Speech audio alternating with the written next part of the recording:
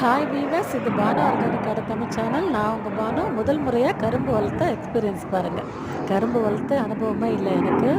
போன வருடம் கரும்பு வாங்கின கரும்போட வேர் பகுதியை அந்த கீரை பையில் வச்சேன். 24x24 இன்ச்சஸ் இருக்கும். நல்ல உயரமும் இருக்கும், அகலமும் இருக்கும். இதில் தான் வச்சேன்.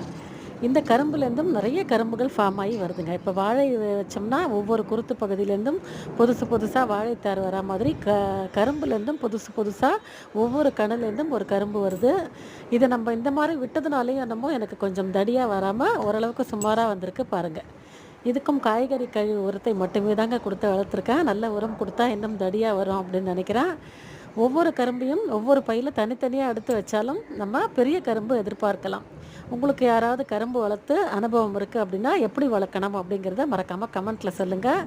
நம்ம பானு ஆர்கானிக் கார்டன் சேனலை சப்ஸ்கிரைப் பண்ணிவிடுங்க. தேங்க்ஸ் ஃபார் வாட்சிங்.